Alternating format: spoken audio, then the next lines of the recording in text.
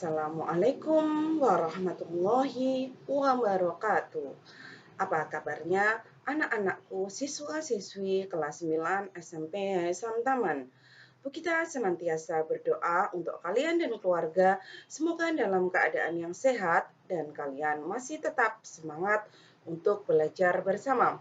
Sebelum kita memulai layanan bimbingan dan konseling pada pagi hari ini, alangkah baiknya jika kita senantiasa mengucapkan syukur karena kita masih bisa diberikan nikmat kesehatan, sehingga kita bisa belajar bersama walaupun harus dari rumah kita masing-masing.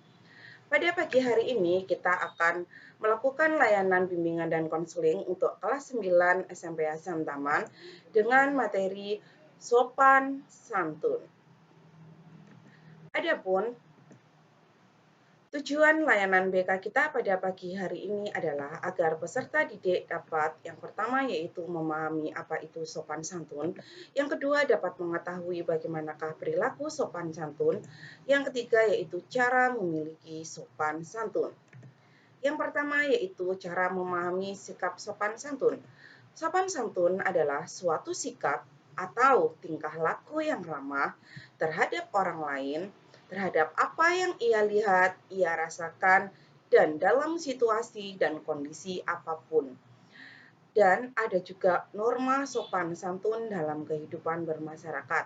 Saya yakin untuk norma sopan santun ini sudah kalian pelajari dalam mata pelajaran PKN, jadi mungkin kita hanya sedikit mengulas saja.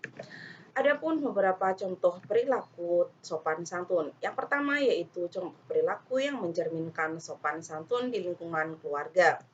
Yaitu yang pertama tidak berbicara keras ataupun kasar, tidak memerintah orang tua, kemudian tidak membantah orang tua selama hal itu adalah hal yang baik, kemudian berpamitan kepada orang tua jika akan pergi. Yang berikutnya yaitu contoh perilaku yang mencerminkan sopan santun di lingkungan sekolah. Yang pertama yaitu tidak berbicara keras dan kasar baik kepada guru maupun kepada teman. Yang kedua yaitu berperilaku yang santun, menghargai dan menghormati guru, tidak mengejek teman. Kemudian yang terakhir yaitu contoh perilaku yang mencerminkan sopan santun di lingkungan masyarakat. Yang pertama yaitu mengucapkan salam atau permisi jika akan lewat di depan orang banyak. Yang kedua yaitu tidak memotong pembicaraan orang lain, kemudian tidak meludah dan ketut di sembarang tempat, dan yang terakhir yaitu menghormati orang yang lebih tua. Di dalam berperilaku sopan dan tidak berkata kotor serta kasar. Nah, di dalam berperilaku sopan santun, 4 hal yang harus kalian ingat yang terkenal dengan kata-kata magic word. 4 kata-kata yang harus selalu kalian terapkan ketika kalian dengan siapapun, dimanapun, dan kapanpun yaitu yang pertama yaitu selalu mengucapkan terima kasih jika kalian telah menerima bantuan atau pertolongan dari orang lain. Kata yang kedua yaitu tolong. Selalu mengucapkan kata tolong jika kalian akan meminta bantuan dari orang lain.